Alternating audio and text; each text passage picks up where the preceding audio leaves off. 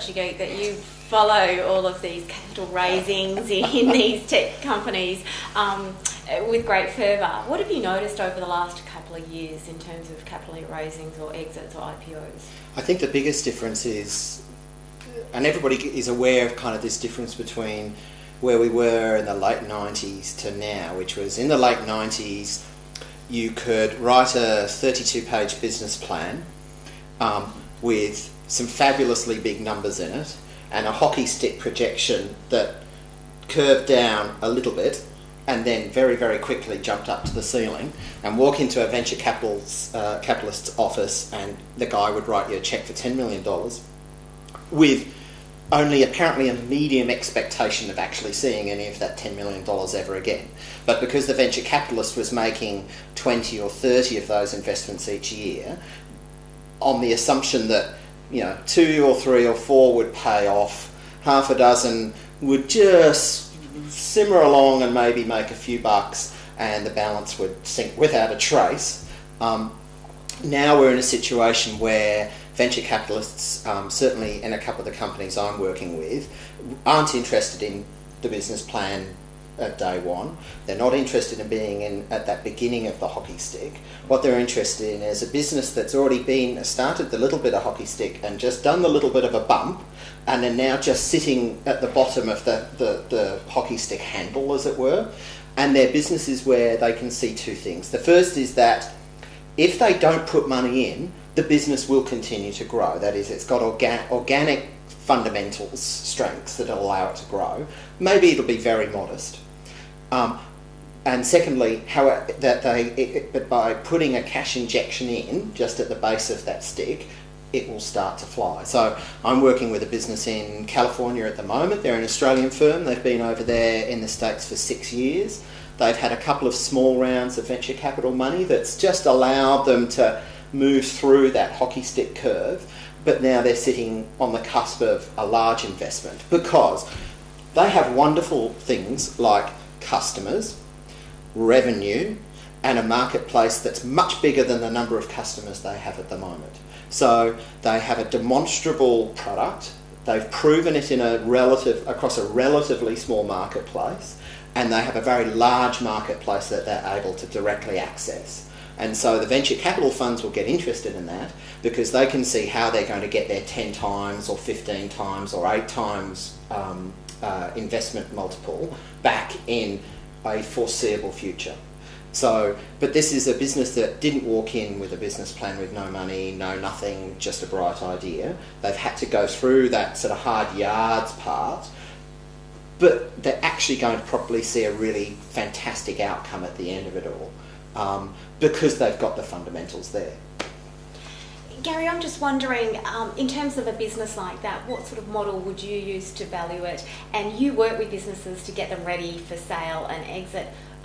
The second part of my question is, what do you have to do to get them there? I mean, is that critical in terms of getting that great business valuation that you want? Yeah, look, in answer to your first question, there are I guess a number of ways. In these sorts of businesses, you're either traditionally going to look at what else is happening in the market and try and relate that back to the particular business that you're looking at, and it might come back to times revenues or whatever. The other methodology that we adopt is a discount, what they call a discounted cash flow, is really that process of trying to project revenues out and applying all sorts of risk factors and say, well, in today's dollars, what's that worth in terms of an investment? And again, it's a theoretical exercise. In terms of getting your business ready for sale, in that space, what David was pointing to about having actually established your business model is critical. There is really no longer seed funding around. It's growth funding.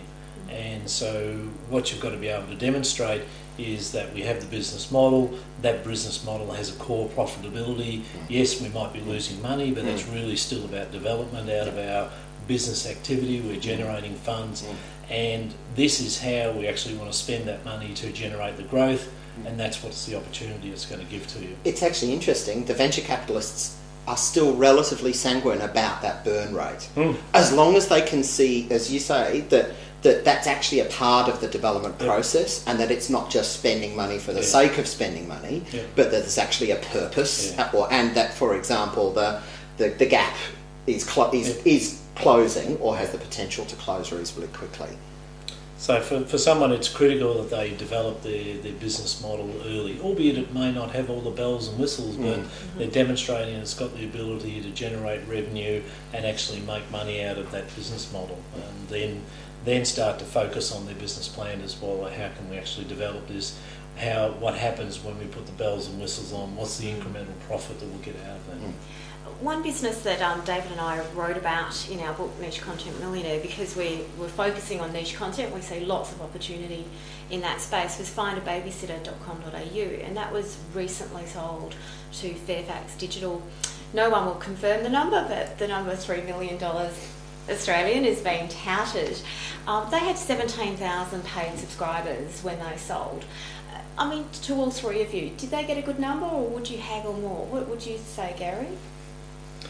Look, I don't know much about the business, but in terms of the subscription model, that becomes quite an easy exercise in terms of the valuation, because it does demonstrate that subscription model, they'll be demonstrating a certain level of cash flow out of it. So what you would look at is that how quickly have they been able to grow in that subscription model, and what's the capacity to grow that further beyond. And you probably look at a 2 to 3 year time frame on that, because once you start going out beyond that, it's just guesswork. So, you know, if that sort of translates down to, you know, a return on someone's investment of 25%, then the buyer's probably got a good deal. The seller maybe could have hung out a bit more.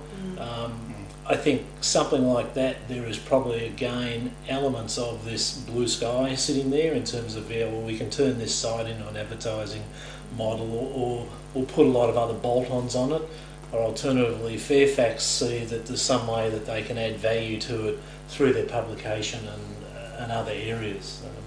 In fact, Fairfax have said that they want to integrate it into a product they already have called Essential Baby. So they're seeing, I guess, some way of building the product and getting a wider audience. Yeah, and it may well be for them, you know, the $3 million is a cheap spend to get more out of what they've already invested perhaps millions of dollars into. You know, we've seen that with other businesses that we've sold, is that because it becomes a bolt-on product, it's a very short payback on investment. Scott, what would you have done, do you think, if you had 17,000 paid subscribers who are all paying about $200 a year? I'd love a bit of paid subscriber actually. I mean, it's interesting because, you know, I'm not in the software business. I'm not really in the online bit. Although we sell online, I've got a business which is basically manufacturing. We put things in a box and we send the box to someone. We either send it to Joe Consumer, or we send it to a store that sells it to Joe.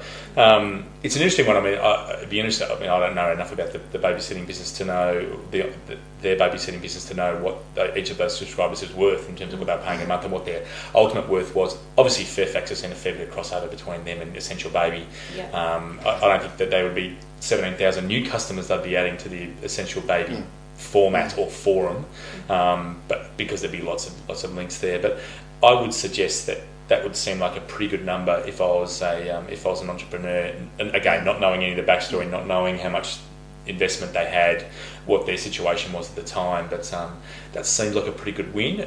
Depending whether, I mean, I would guess the Fairfax would have bought the whole thing. Maybe they stay on and run it for a while, but from 2005 to 2009, that's a pretty, from 0 to 3 million. That's a pretty great good time outcome frame. for two people. Great time frame. So. Yeah, I mean, that'd be a great interview. It'd be great to know the backstory from both parties, because Fairfax well, we're Digital, hoping Delia will join us in the new year to talk more about the actual, the sale.